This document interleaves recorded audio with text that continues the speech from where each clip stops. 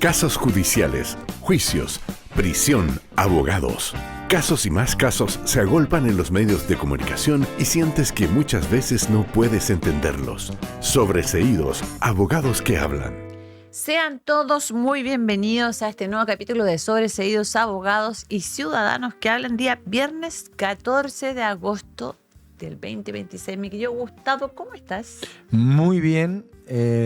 ¿Tanto tiempo? Sí, la semana pasada por temas ajenos a nuestra voluntad Así es. no se pudo realizar el podcast y la verdad que te echo de menos cuando no hago el podcast. Yo también te echo de menos. Qué bueno. Sí, te echo de menos. Sí, a pesar de que peleemos harto, pero no, te echo menos igual. Sí, la gente no sabe que nosotros discutimos harto y peleamos harto porque Sí. tenemos, ya se habrán dado cuenta que tenemos ahí ciertas diferencias de criterio, opiniones políticas, etcétera, pero aquí estamos haciendo un nuevo capítulo, un nuevo programa y bueno, entrando ya en materia, conversemos de lo que fue el tema del día de ayer y probablemente va a ser el tema de la semana, que ha sido la implementación del plan cancerbero, el traslado, ¿no es cierto?, de cerca de 300, por ahí hay una discusión respecto a las cifras, pero por lo menos, a lo menos 300 reos de alta peligrosidad desde distintas cárceles del país hasta la cárcel La Laguna, ubicada en la ciudad de Talca, un centro penitenciario el más moderno de Chile, se dice, Sí, así es. con particularidades que ya vamos a revisar y que a mí me parece que es una tremenda y buena noticia porque se está produciendo lo que era muy necesario, que era la segregación Carcelaria. de la población penal. Claro, y explicarle a la gente que la segregación o segregar no es otra cosa que separar. Claro. Y se separa por riesgo criminológico o más bien por tipos de delito incluso, aquellos de más alta peligrosidad, como son justamente la gente que se trasladó ayer. Ayer la gente los presos trasladados ayer corresponden justamente a personal, a delincuentes de bandas organizadas, jefes narcos, en fin. O sea, Bandas chinas, bandas chinas. albanesas. Así es. Sí, va a ser, la cárcel va a ser una especie de Torre de Babel, con muchos idiomas adentro, digamos. Claro, oye, un poquito de contexto, ¿te parece? Sí, ¿No? Un poquito de contexto, me parece pertinente. Que hablemos de nuestro sistema penitenciario en términos de números. Aproximadamente hay, redondeando cifras, por cierto, casi 64.000 reclusos, con distintos grados, ¿no es cierto? Algunos reos que nosotros decimos reos rematados, Así que son es. condenados, otros que están en prisión preventiva, en distintos estados procesales, pero privados de libertad finalmente. Y ojo con esto, Gustavo, fíjate que nos deja de impresionar que la capacidad del sistema es de 42.000 plazas Así versus 64.000 prácticamente plazas reclusos, efectivamente privados de libertad. Es decir, hay cerca de un 150% de uso de la capacidad. O sea, tenemos totalmente colapsado Una sobrepoblación. el sistema. Así Claro, es. claro, tenemos colapsado el sistema. Que ese es uno de los grandes problemas, o sea, a ver, los problemas de seguridad o de combate contra la delincuencia y contra el crimen organizado tiene varias patitas. Una de las patas es la infraestructura necesaria para justamente alojar a aquellas personas que sean detenidas, juzgadas y condenadas y que evidentemente tengan que cumplir penas de privativas de libertad. Lo segundo es que efectivamente el Estado cuando mete presa a una persona, independientemente del riesgo, del crimen o del delito por el cual sea condenado, no pierde su dignidad, no pierde sus otros derechos. O sea, los seres humanos tenemos muchos derechos. Uno de los derechos fundamentales es la libertad ambulatoria, es decir, movernos por donde uno quiera y pueda, por cierto. Pero hay otra serie de derechos que justamente la sobrepoblación, el hacinamiento, justamente a mí es una vulneración justamente al resto de los derechos que las personas no pierden cuando son privadas de libertad. Así que yo creo que todas estas cosas son relevantes. Lo único que a mí me llama más la atención es que esto lleva casi 20 años como proyecto. Esto empezó en Piñera 1, continuó con Bachelet 2. ¿Te refieres a la construcción? A la construcción, porque esta cárcel se empezó a construir en el 2019. La inaugura, bajo el gobierno de Piñera 2, la inaugura el presidente Gabriel Boric en enero del año pasado, 2025. Y bueno, y conocemos ayer con este gran despliegue también comunicacional, hay que decirlo, la ocupación que se va a terminar de realizar durante este mes de agosto. Son 2.300 y fracción de plazas. Yo cuando veía las imágenes de ¿Te ayer, impactaste? me dio risa en realidad, Pero ¿cómo? me dio cierta risa, irónicamente, por cierto, me pareció mucho la lógica del hipérbole, es decir, de exagerarlo todo. Si bien era un tema relevante, me parece a mí que el traslado de reos de alta peligrosidad tendría que haber sido hecho con un poco más de recato, con un poco menos de publicidad. ¿Por qué? Porque se corrió el riesgo, de hecho ayer hubo un ataque a una de las cápsulas donde se llevaban a estos reos que los intentaron rescatar. Eso no salió en ningún medio. Se ha sabido por trascendido y la verdad que ese era el riesgo. Ahora, por suerte no pasó nada. Es un riesgo que Sí. cualquier traslado de reclusos existe. Además, un traslado masivo, porque esto hay que recordarle a la gente que son Tremendo operativo. es un tremendo Yo fíjate que, un tremendo perdona operativo. que te interrumpa, felicito la coordinación, la capacidad de despliegue de Gendarmería de Chile, de Carabineros, de la PDI, y todo lo que se armó porque fue una labor Sí. bastante coordinada. O sea, no era fácil hacer esto. No era esa. Para que le expliquemos a la gente, independientemente de las opiniones sobre la forma en que se comunicó y todo, ¿Mm? esta era una operación altamente compleja. Sí. Y considerando además que Chile no tiene muchas rutas para llegar de Santiago a Talca, tiene la 5 Sur. Exacto. Entonces, la verdad las cosas que es más o menos evidente por dónde van a pasar, incluso si los quisieran llevar en tren, todos saben por dónde pasa el tren. O sea, lo que quiero decir es que efectivamente la cantidad de medidas que se tienen que haber tomado para que esto resultara de forma exitosa, por suerte el intento de rescate de unos reos, de unos presos no fue exitoso. Pero efectivamente creo que en eso hay que felicitar al gobierno, hay que nobleza obliga de que no pasó nada, que se realizó con éxito. Y bueno, la pregunta que cae acá es justamente, ¿nos tenemos que demorar tanto tiempo? Porque efectivamente lo que tú dices, esto se empieza a construir en el 2019, pero la idea de esta cárcel, de la locación, de los estudios, de las consultas a las comunidades, etcétera, esto viene de Piñera 1. Entonces, la verdad que estamos hablando de Pero es política de Estado y eso me parece que es totalmente destacable. Es muy destacable y eso yo creo que es a lo que hay que apuntar. Y ahí tal vez yo llamaría al gobierno a ser un poco más humilde.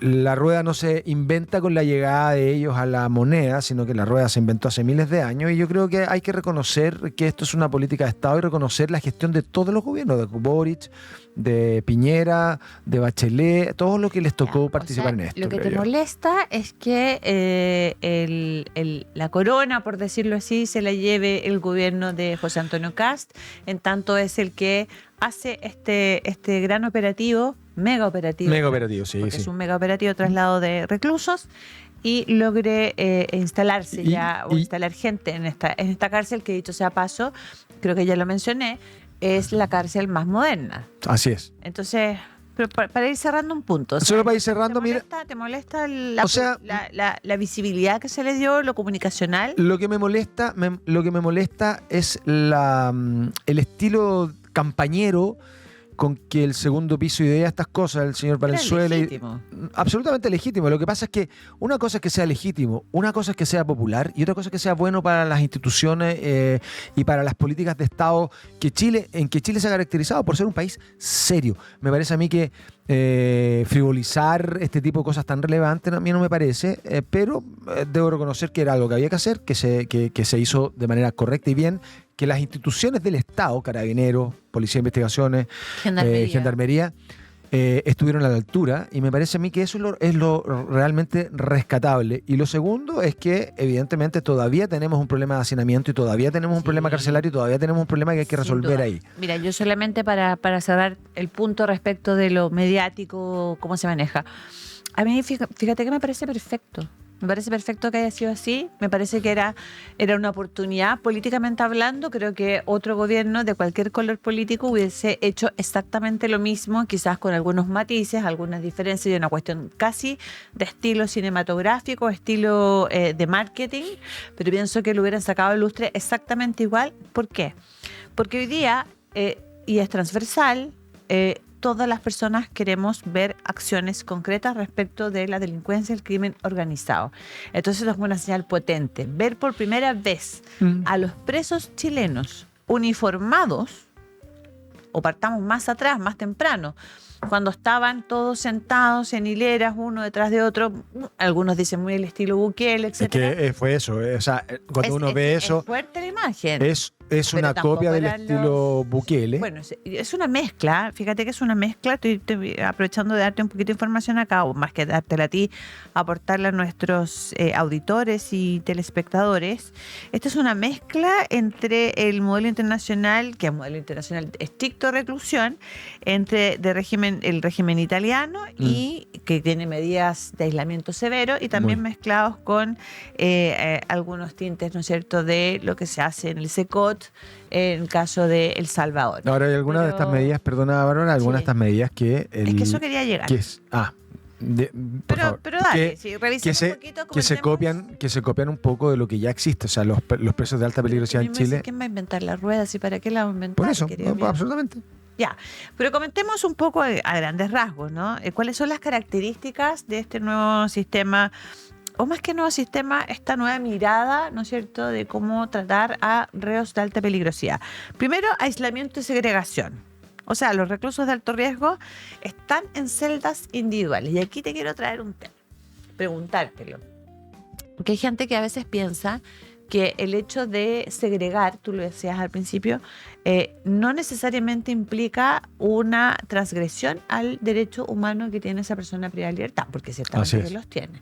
Por supuesto. O sea, ahí tenemos un acuerdo, ¿no? O sea, de hecho, las condiciones que están los patios, los pisos, por ejemplo, en San Miguel o en la penitenciaría, cuando uno los ha conocido en vivo y en directo, eso es vulneración de derechos humanos permanente con los presos. Así que... Pero yo te hago un alcance, mira. Me parece muy bien que vayamos mutando a un sistema que humaniza la condición de los presos. Yo sé que esto no es políticamente popular, no es electoralmente rentable, pero me parece a mí que una sociedad... Es como cuando uno va al restaurante. Cuando la gente va al restaurante, la forma de saberse cómo opera ese restaurante y se opera con medidas higiénicas, todo es ir al baño. Yo invito siempre a la gente... ¿Haces tú eso? Sí. Cada vez que vas a un restaurante? Cada vez que voy a un restaurante que no conozco, vas al baño primero. Voy al baño primero. Yeah. Si el baño está sucio... Sí, es un toque. Pero fíjate que si el baño está sucio, yo no puedo esperar que la cocina esté limpia en la preparación de los alimentos. Y en ese sentido, en una sociedad... Digamos así, el paralelo es que el baño es como las cárceles, el lugar donde uno no quiere ir, el lugar más malos olores, donde uno va a hacer lo que no quiere mostrar. No es necesario que entremos en más detalle. Es más detalle. Estamos bien hasta ahí. En este caso las cárceles son un poco eso. Si nuestras cárceles son o están en muy malas condiciones, sucias, sin condiciones para que la gente no pierda su dignidad, los presos no pierdan su dignidad, me parece a mí que habla mal de nosotros como sociedad, quiero decir. Y ahí yo creo que esto es un gran avance y me parece que hay que ir en esa línea. Yo lamento romperte todo ese romanticismo de la defensa de los derechos humanos, que me parece muy, muy loable por lo demás, porque fíjate que el sentido que tiene, por cierto que está el respeto a los derechos de las personas privadas de libertad, pero el sentido que tiene el aislamiento y la segregación con las celdas individuales, que dicho sea paso, no es para todos los reclusos de la laguna, sino que es para los más peligrosos, es precisamente mantenerlos aislados y evitar que sigan cometiendo crímenes y delitos y dirigiendo sus bandas delictuales, como lo han hecho hasta ahora al interior de distintos recintos penales a lo largo del país. Así es. O sea, y comentarte que, que cuando se construye y se entrega Santiago 1, te digo porque conozco la experiencia de cerca, pasó lo siguiente. Santiago 1 también en una cárcel, en aquella época también era modelo, también tenía celdas individuales, otras celdas para 4 personas. Y tú sabes que la cultura carcelaria chilena es muy parecida a la argentina. ¿En qué sentido? En el sentido de que los privados de libertad les gusta estar aclanados, son como tribales. Entonces no les gusta, por supuesto, el encierro individual es una cuestión, más allá de que no puedan seguir delinquiendo, es una cuestión que los aleja como de comillas, la familia carcelaria. Entonces eso también hay que, porque finalmente Santiago 1 termina siendo transformado por los propios internos. Y esa es la razón por la cual esta cárcel en particular de la que estamos hablando hoy día tiene todo el, comillas, mobiliario, es de material de concreto. Sí, claro. Es decir, para que no lo puedan modificar precisamente. Bueno, avancemos un poquito. Tiene Bueno, control de... Perdón. Sí, no, solo para terminar que para la gente, probablemente muchas de las personas que nos van a mirar no tienen idea por qué se llama cancerbero el plan. De ayer, de traslado de presos y todo el tema. Toda esta parafernalia del gobierno. Ya, ¿por qué se llama cancerbero? Claro, y esta es la alusión a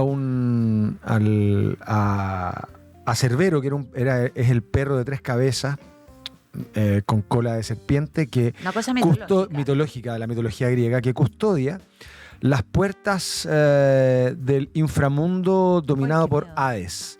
Yeah. Y Hades es básicamente el dios de los muertos y el dios del inframundo y el rey de los muertos. Esa es la significación que hay detrás.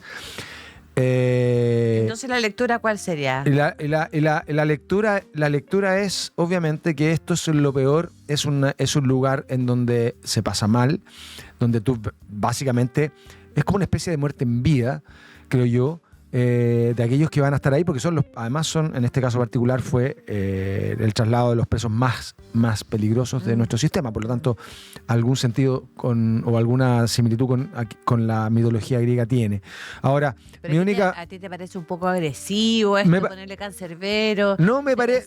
que lo van a pasar mal. Me parece bien. Lo que pasa es que el plan cancerbero, como plan, políticamente hablando, y si lo queremos equiparar al perro cerbero. Nos falta desmenuzar un poco. Sí, no.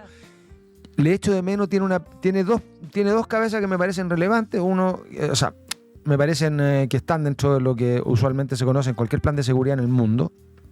Y es uno, el tema de infraestructura, las cárceles, aumentar cárceles, tener cárceles, la segregación, todo lo que estamos hablando. Luego, un tema legislativo que tiene que ver con las normas, con la estrategia normativa que el Estado va a utilizar justamente para abordar el tema de la criminalidad y de las bandas organizadas y la corrupción, que son 3 temas que están. Y luego está el tema de la prevención. Y resulta que en todo lo que ha comunicado el gobierno, yo no veo nada en prevención, absolutamente nada. Y me parece a mí que es la pata más relevante, fíjate. Es la de más largo plazo, la que menos reditúa electoralmente, comunicacionalmente, pero francamente es la única forma de tener una solución con algún grado de profundidad. Sí, Gustavo, está bien, está perfecto, pero tienes que entender que acá se pueden hacer o se debieran hacer ambas gestiones a la vez. Es decir, partimos el programa comentando que hay un 150% de uso de la capacidad carcelaria que tenemos. O sea, tenemos capacidad para 42.000 personas y tenemos 65.000. Así es.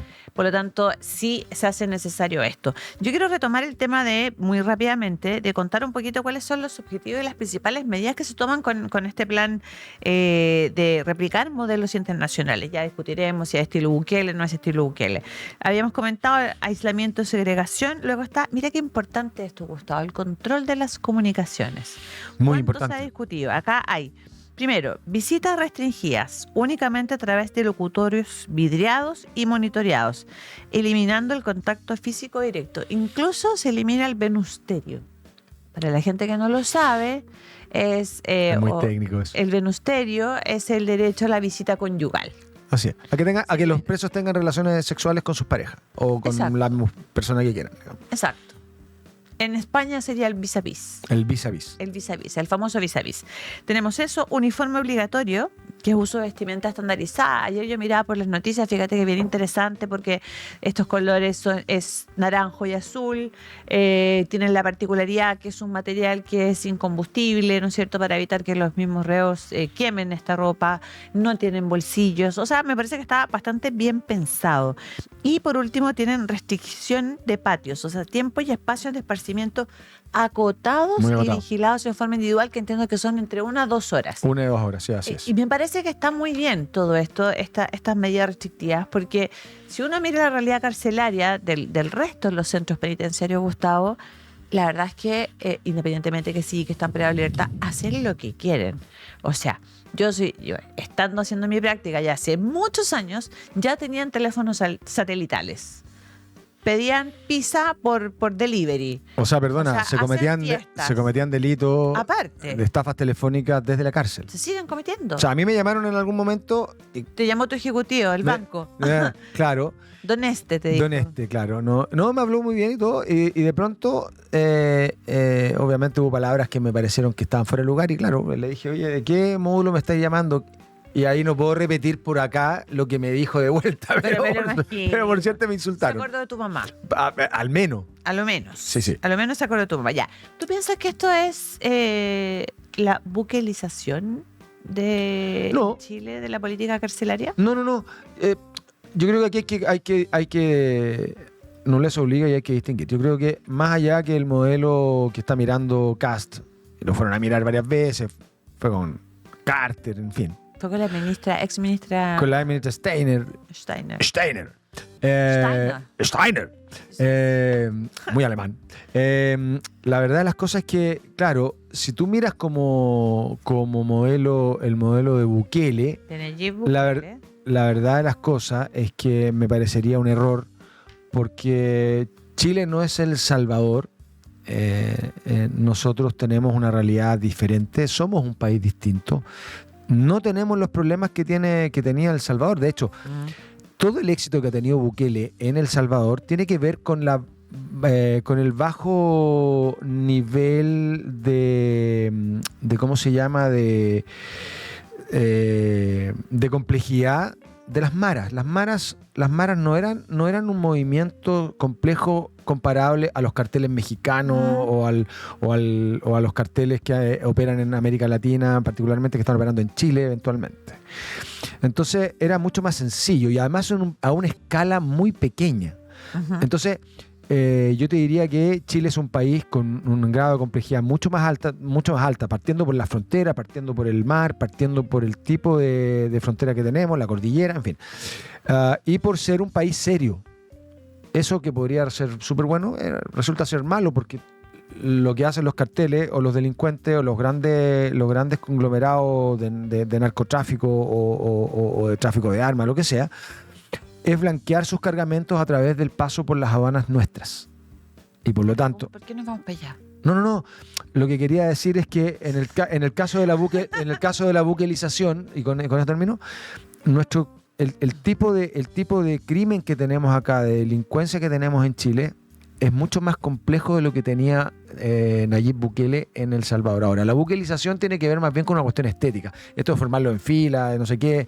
Eso me pareció muy al estilo Bukele, pero me parece a mí que no... No estoy para nada de acuerdo contigo, Gustavo, lo que te voy a explicar por qué. Dígame. Porque mira, a ver, efectivamente hay elementos en común con la cárcel del Secot. O sea, que es uniformes obligatorios, las restricciones de comunicación y las visitas controladas. Cuestión que no debiese alarmar a nadie porque entendamos que son personas que están privadas de libertad y tienen sus derechos restringidos de momento que cometieron delitos contra terceros. Esto es como la ropa de trabajo. Exacto. Ahora, ¿qué es lo que pasa? Este sistema, dicen los expertos, el de la cárcel La Laguna, en Talca, se parece más al sistema carcelario italiano. 41 bis. Sí. Porque, ¿cuál es la diferencia? Por ejemplo, con el Secot. Con el Secot hay una diferencia súper importante.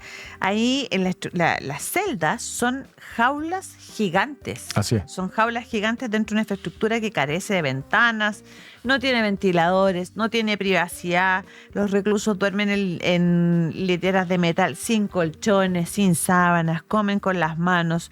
Solo se les permite 30 minutos de luz día para realizar ejercicios en pasillos, etcétera. O sea, y además las luces artificiales permanecen las 24 horas del día. Eso a mí me parece inhumano.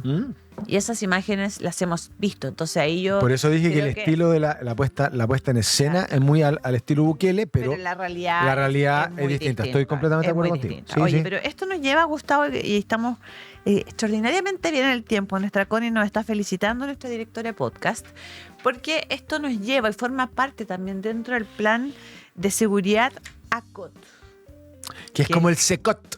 que es la Agenda contra el Crimen Organizado y el Terrorismo. Así es. Que fue lanzada, ¿no es cierto?, este proyecto de reforma constitucional, un poquito de contexto, básicamente para introducir nuevas herramientas operativas y legales. Así es. Ahora, cuéntanos un poquito tú, Gustavo, de cuáles son los principales ejes de esta reforma.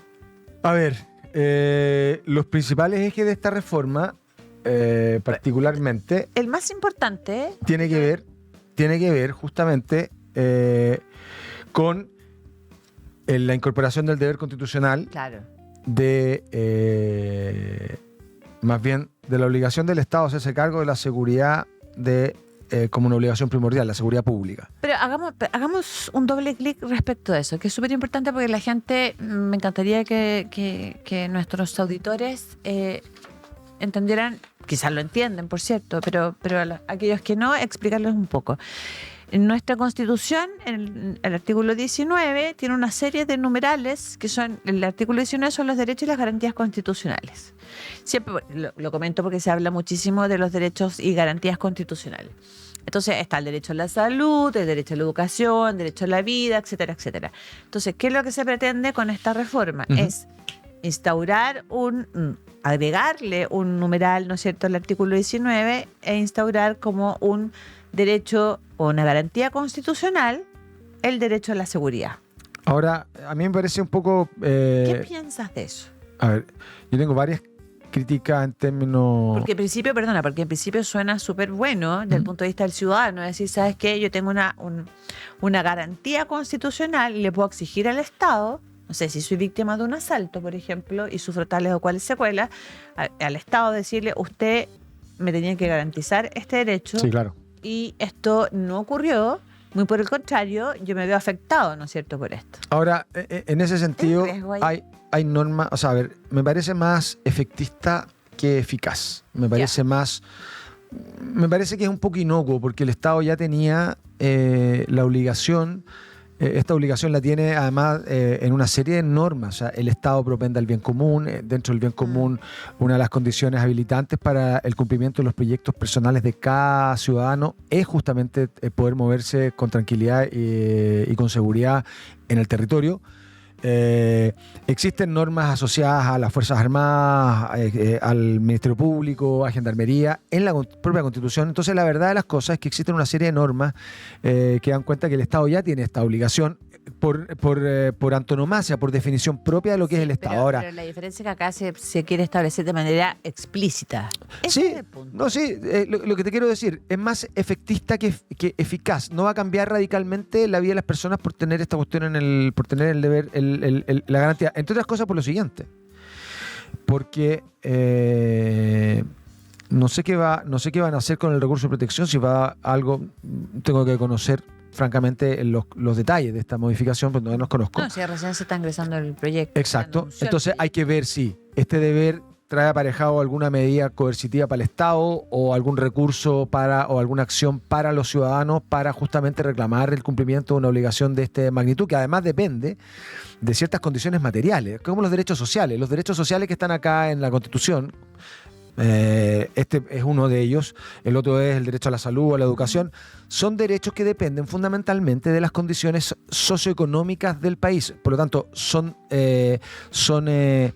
derechos que no es que el ciudadano lo tenga por una vez que se promulgue o se publique eventualmente esta modificación, que la vida va a cambiar. No va a pasar eso. No, pero a ver, lo que pasa es que poniéndolo o aterrizando el tema, tiene que ver, creo yo, así lo entiendo, con la necesidad de contar con el piso constitucional para precisamente implementar y poder pasar el filtro y la revisión ante el TC frente a eventuales tipos de impugnaciones o reservas constitucionales que se hagan por parte de la oposición.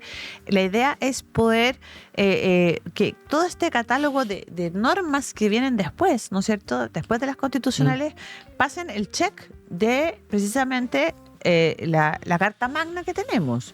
Por ejemplo, se establece o se pretende establecer un nuevo estado de excepción constitucional. Actualmente, entiendo yo, corrígeme tú si estoy en lo cierto, nosotros tenemos 4 estados de excepción constitucional. Y se pretende establecer como un quinto estado que permite, y aquí viene el tema, donde sí le afecta a la gente, para bien o para mal, que es la figura acotada para intervenir territorios, barrios o polígonos capturados por organizaciones criminales o terroristas, permitiendo el apoyo logístico y de control perimetral de las Fuerzas Armadas. ¿Por qué lo comento? Porque mucha gente, y aquí te doy la palabra, Gustavo, que dice, ¿sabe qué? Quiero militares en la calle, que yo sé que es una tremenda discusión. Quiero policías municipales con mayores facultades. En el fondo quiero más seguridad. Entonces una manera de también dotar de más seguridad es precisamente, bajo la lógica de este proyecto, estoy hablando, Sí, sin duda. es de establecer un quinto estado de excepción constitucional, que es la gente que lo sepa. Que sí, es sumamente bueno desde el punto de vista que permite colocar, por ejemplo, militares en la calle, pero al mismo tiempo también restringe ciertos derechos. O sea, los estados... El estado de excepción implica, por ejemplo, un horario de circulación, un toque de queda, etcétera. O sea, restricciones a la movilidad, restricciones al derecho a reunión, restricciones a eventualmente restricciones a la privacidad. Fíjate tú que aquí hay varios temas. A ver, yo tengo mi crítica principal respecto de este nuevo estado de excepción es que va a normalizar y desplazar la idea de la seguridad, de una seguridad militarizada. El problema de los militares es que los militares no están formados no para controlar o reducir, sino que para matar. Y en ese sentido, me parece a mí que además, si eso uno lo liga con las facultades que van a tener o el proyecto de ley en donde se pretende que, usando este tipo de estados de excepción, incluso ni siquiera con estos estados se permita, por ejemplo, que sin orden judicial se intervengan las comunicaciones de sectores completos, incluyendo los WhatsApp, el tráfico de WhatsApp, de comunicaciones, de llamado, etcétera, me parece una vulneración muy profunda, intensa, inaceptable e intolerable de la libertad de las personas. Y llama la atención porque es paradojal, porque la forma más simple de seguir a las bandas criminales, ya lo demostramos con el caso del Banco Santander, es a través de levantamiento de secreto bancario para me tira como 4 temas distintos. No, esto lo digo porque es paradojal. ¿Por qué? Porque se pretende restarle derechos a las personas, derechos fundamentales, que es el objetivo de los estados de excepción. Cuando tú declaras un estado de excepción, efectivamente restringe los derechos fundamentales de las personas, una serie de derechos fundamentales. Pero además el Estado y el gobierno de José Antonio Kast lo que pretende es que además se abran las comunicaciones sin orden judicial. Entonces, me parece a mí que estamos pasando una línea peligrosa respecto del derecho y del respeto del derecho y las garantías de los ciudadanos. Y por eso que me parece a mí que hay que mirar el detalle. Me parece a mí que esto es algo que, a diferencia de lo que pasó con la reforma tributaria o la mal llamada reforma de reconstrucción, pero no se puede discutir a mata caballo en temas que fue aprobada, sí, con temas por un voto, aunque esto le duela al ministro Quirós y lo enoje. La verdad, las cosas que con bajos niveles de legitimidad. Y en el caso de seguridad, yo creo que hay que pensarlo un poco más. Nada más. Ahora, me parece a mí que la intención es buena. Tiraste varias cosas. Mira, primero yo te replico de vuelta. Caso de los militares. En primer lugar, ya están siendo utilizados los militares para efectos de cuidar lo que se conoce como la infraestructura crítica, el estado de excepción constitucional existente. Ejemplo claro es la macrozona sur, en la región de la Araucanía, por ejemplo, que ya llevamos ¿cuántos años? Pasó todo el gobierno de Boric, que antes, dicho sea de paso, eran contrarios al uso de esta herramienta del estado de excepción. Luego gobernaron y mantuvieron cierta tranquilidad y control en la zona gracias a este estado de excepción. Paradojalmente ahora se oponen al estado de excepción. De hecho, se bajó en un 80%. No, algunos se oponen, no todos. Ya, pero Frente Amplio, Partido Comunista. Frente Amplio, Partido Comunista fundamentalmente. Eso es lo primero. Ya, militares. Segundo punto. ¿Tú crees que el hecho, y está bien, yo entiendo lo que tú planteas, están formados efectivamente para la guerra, Pero ¿tú crees que una capacitación y una reconversión para prestar apoyo, porque el mundo ha cambiado, porque hoy día la guerra no es contra un enemigo externo, no es contra países vecinos, gracias a Dios?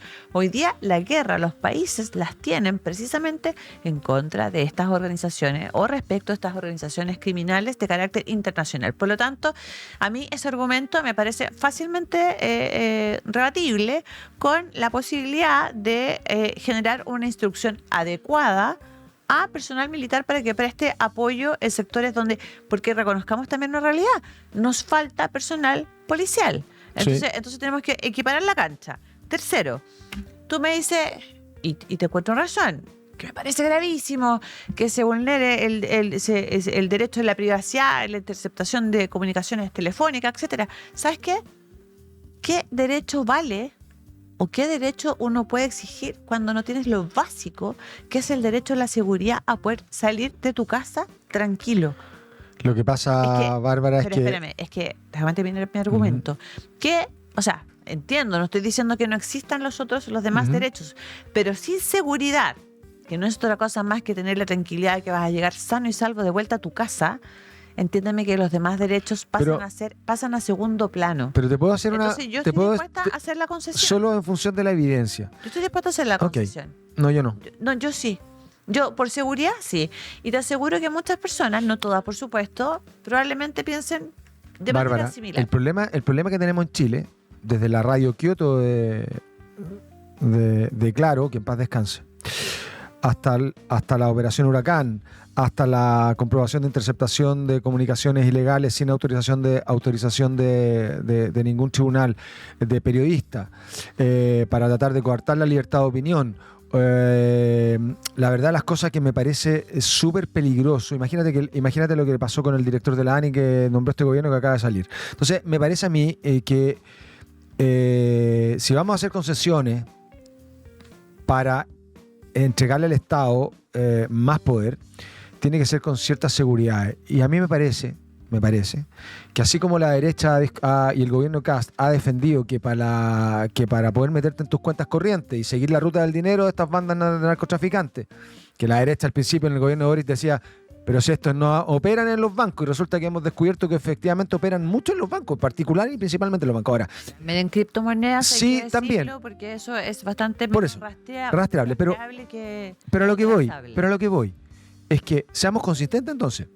Si vamos a levantar y permitir el levantamiento, o sea, que las personas de alguna manera abdiquen de su derecho a la privacidad, de sus comunicaciones y de una serie de libertades, bueno, entonces hagamos lo mismo con los bancos y las cuentas corrientes de... Tienes un tremendo punto. ¿No? Es un tremendo punto, te lo reconozco. Eso me parece que sería consistente. Ahora, si para las libertades individuales no, pero para cuidar o no trazar los dineros de la cuenta corriente de una persona de interés, además estamos hablando de personas de interés, de gente que existen antecedentes de que los tipos son narcotraficantes. Acaba de salir un sujeto, lo leí, no lo conocía a propósito, que parece que es un influencer, un tipo que aparece en las medias. Camilo Huerta. Que tiene un patrimonio que es inexplicable para lo que él hace, y lo que se dice es que aparentemente estaría vinculado. Bueno, eso... O sea, no se dice, de hecho está con orden de detención, está en Estados Unidos a propósito de un gran operativo que se hizo el día de ayer también. Entonces, a lo que voy es que yo no estoy tan seguro, y lo único que yo digo es, ok, si vamos a restringir las libertades de los ciudadanos, entonces la ley tiene que ser inteligente, tiene que utilizar mecanismos que sean razonables y proporcionales, y específicamente tiene que haber la autorización de un juez o tiene que haber un ente que controle que no se cometan arbitrariedades. O sea, a mí lo que me preocupa es eso, fíjate. Ya, o sea que estamos llegando a un consenso, Gustavo. Sí, mira, a ver, aquí nadie quiere, por lo menos ninguno de los dos que estamos teniendo esta conversación, ninguno quiere una restricción de derechos y garantías que ya tenemos. Así es. O sea, no queremos retrocesos al respecto. Nadie los quiere.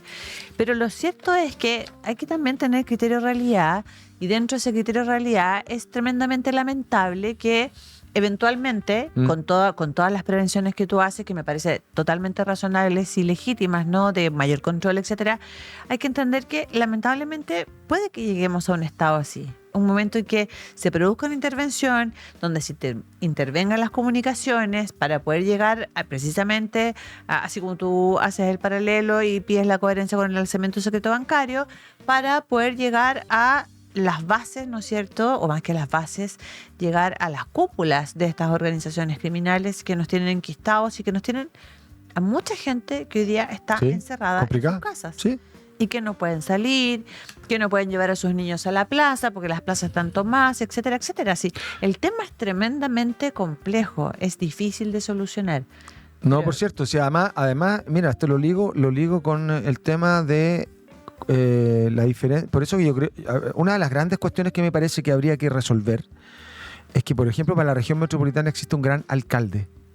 Una sola autoridad a cargo de toda la región que vea la región y distribuya los recursos de la región pero ¿cómo de manera no? proporcional. Porque no es posible que comunas como Las Condes tengan 6 veces más recursos que una comuna como La Pintana. Y resulta que La Pintana tiene el doble de homicidios del promedio nacional. Entonces, eso es muy desigual. Entonces, lo que quiero decir es que el tema de la seguridad y el combate a la delincuencia es un tema mucho más complejo que algunas soluciones que a veces a mí me parece muy simplista y muy ¿Te grandilocuente. parece simplista esto que está presentando esta agenda COT? Me parece simplista. ¿En qué sentido? En el sentido que la derecha, y eso no es un misterio, tenemos un problema entre aquellos que no somos de derecha con la derecha, que tenemos una concepción respecto de cómo resolver algunos temas que son un poco distintas. Por ejemplo, en materia de política criminal, yo no estoy de acuerdo, porque además la evidencia sí lo demuestra, que solo subir las penas no No, ese es genera el tema, una ya. baja en la delincuencia. Bueno, ahí tenemos una diferencia importante. Luego, la militarización. La militarización, mira, no hemos logrado ni siquiera aprobar las ¿Tú ves? reglas, ¿Tú las ves? reglas de la fuerza, Tú, a propósito de eso, habrías las RUF, las RUF, sí. reglas del uso de la fuerza. Del uso de la ¿Habrías fuerza, sí. aprobado, si hubieras estado en el Congreso, el plan, la ley Naim Retamal 2.0? ¿Cómo la habrías votado? Que dicho sea paso, para que la gente lo sepa, se aprobó en el Congreso. Sí, por supuesto. Que establece básicamente una suerte de legítima defensa Privilegiada. o privilegiada respecto de funcionarios policiales de fuerza, de orden y seguridad cuando están de franco y actúan en defensa No. propia o de un tercero. Básicamente es eso. A ver, a mí me parece que... ¿Sí o no? ¿La habrías votado, la habrías aprobado, sí o no? La verdad es que, la verdad sea dicha, yo tengo algunos reparos O de sea, la... no. No, pero déjame terminar, que no, está, Ya, no pero es que no son sí o se no. me corre la respuesta. No, pues si tú tienes el botoncito ahí o te abstienes. Tienes 3 opciones. Sí, yo creo que me habría abstenido, fíjate. Mira, te tiré el salvavidas, Gustavo, que te quiero. Muchas gracias. Te tiré el salvavidas. Te había puesto entre la espada y la pared. Sí, o habría tenido una reunión muy importante a la hora de la votación, que es lo que hacen muchos diputados y Ay. parlamentarios. No, a ver, yo creo que no puede salir gratis que tú como ciudadano, esto no pasa en ningún país europeo con democracias mucho más desarrolladas que la nuestra y con mucho más años, no pasa en ningún país socialdemócrata, que es lo que yo esperaría en un gobierno como este, ni en Suecia, ni en Dinamarca, ni en Noruega, ni en Francia, ni en Alemania, bueno, Alemania tal vez, o en España. La gente que sale a protestar, los ciudadanos que salen a protestar, a ejercer su legítimo derecho a la protesta, no se les ocurriría agredir ¿Y por de qué? manera gratuita a los Qué buen policías. punto, ¿Y por Gustavo qué? Londra. ¿Qué? ¿Y por qué? Vamos para allá. Porque se entiende que te puede gustar o no, pero es la autoridad. Y de alguna manera la autoridad tiene ciertas ventajas respecto a un ciudadano común, justamente para mantener el orden público y evitar O sea, la está comisión de dotado de delito, una etcétera. autoridad, tiene una función pública que es precisamente... Y es como yo le decía a restablecimiento alguien, del orden. yo salí muchas veces a protestar en los fines de los 80, o sea que era muy chico, y uno cuando salía sabía que se arriesgaba a que te pudieran pegar y todo, que te pudieran golpear con una luma, detener, etcétera. O sea, uno sabe cuáles son los riesgos de salir a hacer cosas a la calle. Ahora, estábamos en un contexto distinto, de dictadura y todo, pero en una democracia no se puede limitar el derecho a que la ciudadanía se manifieste dentro de cierto marco. ¿Cuál es el marco? El respeto de los derechos del resto. ¿Cuál es el principal?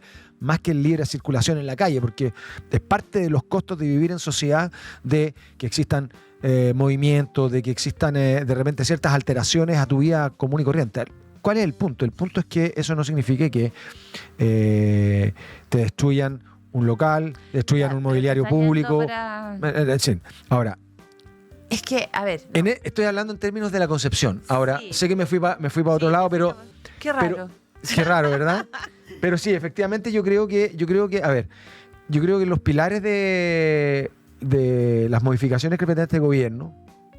No, antes de eso, déjame hacerte un punto, porque un contrapunto respecto a lo que estás hablando, del actuar de las ¿Pero policías. para qué? Seamos sinceros. Mira, seamos sinceros. Las personas que han tenido la posibilidad de viajar, incluso ni siquiera es necesario viajar. Hoy día basta con ver las noticias y ver redes sociales, etcétera. Cuando uno ve la mayoría de los países que tú nombraste, países con una mirada política socialdemócrata, otros países que tienen hoy día con una política totalmente distinta como Estados Unidos, etcétera, el nivel de actuación y de respeto que hay hacia las policías es tremendo. O sea, tú no te atreves, yo estando en países así, no, es que no, da miedo, da miedo que cuando te fiscalizan te llega a dar miedo porque son unos tipos grandotes, pero espérame, con armamento y están con armamento a la vista, o sea, aquí nada de que pobrecito, que así como a los pobres carabineros que van a fiscalizar y les terminan pegando 4 o 5 balazos. Digamos las cosas como son. Aquí en Chile, todavía desde que hubo la dictadura militar, hay un complejo político y no está la voluntad política para poner las cartas arriba de la mesa y sacar este complejo y de verdad, de una vez por todas, respaldar a carabineros, a la policía. Eso yo creo que ha sido la tremenda barrera, Gustavo, para que la clase política no se ponga de acuerdo en estos temas que... Pero te voy a explicar un caso que estoy asesorando que se acaba de ingresar al INDH. De un carabinero que fue escúchame, es que no, pero mira, es que esto te va a llamar la atención. Es un carabinero que fue dado de baja 1 año y medio antes de jubilar, de cumplir los 35 años de servicio. En muy buen estado, podría estar trabajando hoy día, seguir trabajando como carabinero. Lo dieron de baja porque denunció a la comandante de su ¿cómo se llama? De su comisaría por apremios ilegítimos de una persona que estaba en un calabozo. Resulta que a él lo dan de baja por hacer lo correcto, por denunciar los abusos. Eso no puede ser. Entonces, cuando tú me dices darle más poder a las... Bueno, resulta que sí tenemos todavía, incluso hoy día, tenemos muchos antecedentes de que nos permiten no estar tan tranquilos con una medida como esa. Y eso es lo que yo digo. Ahora, pero eso es una persona o hay un grupo reducido. O sea, no puedes generalizar y bajo esa lógica. Es toda una institución que sabiendo esto se prestó para darlo de baja y quitarle derecho. Pero eso no quiere decir que todos los carabineros, por ejemplo, que entiendo que el número siempre ha sido materia de reserva, pero son aproximadamente 60.000 la dotación, que los 60.000 carabineros están dispuestos a vulnerar derechos humanos, a salir a la calle a golpear, a excederse. Eso no es real. No puede ser real. Y no porque el alto mando malamente e irregularmente apoye situaciones tan graves como la que tú me estás contando, quiere decir que no, o significa que no avancemos en la dirección correcta. Yo te insisto, ahora, Carabineros necesita un verdadero apoyo. Y ese apoyo no es solamente moral, no es como hoy llevamos a los carabineros. Estoy de acuerdo. Estoy de acuerdo. O sea, hechos son amores. Tienen que haber sanciones para agresión a carabineros cuando son en condiciones que son absolutamente injustificadas. Si voy marchando por la calle y veo un carabinero en la esquina, no tengo por qué ir a pegarle o agredirlo o hacerle cosas. Estoy de acuerdo con eso. O sea, esta semana hubo un carabinero que recibió 3 balazos en el cuerpo cuando estaba fiscalizando. Sí, bueno, sí lo sé. Entonces, de hecho, en Puente Alto, en ciertos sectores de Puente Alto de La Pintana, los carabineros cuando reciben denuncias por violencia intrafamiliar no entran a los lugares a proteger a la víctima porque no se meten.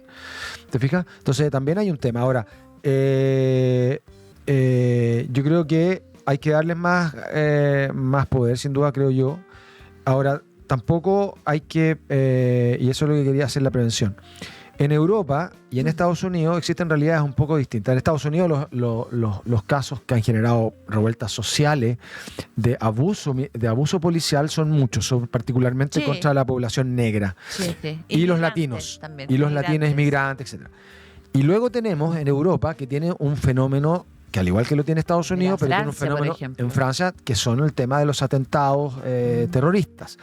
Tienen realidades que generan que las medidas y el poder que tienen las policías es mucho mayor. Chile no tiene ese entonces yo digo, por eso que a mí me preocupa, de verdad, cuando escucho al ministro Rau decir que ellos esperan que en diciembre estén todas estas baterías de 30 leyes aprobadas. Si no se trata de leyes, se trata de gestión.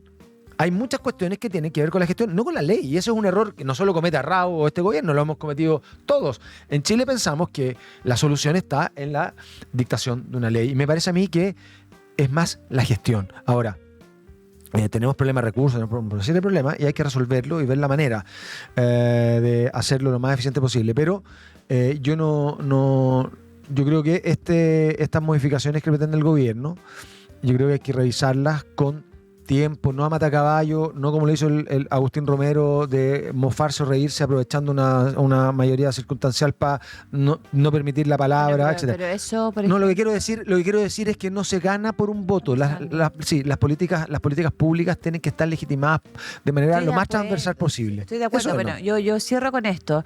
Interesante lo que hemos conversado, por lo menos esa es la pretensión que tenemos, que para ustedes sea interesante en sus casas, hablar de cómo se generó y se gestó, ¿no es cierto?, este gran operativo, el traslado de personas privadas de libertad, pasar también por el plan, la agenda de ACOT y terminar con un mensaje que me gustaría enviarle a la clase política.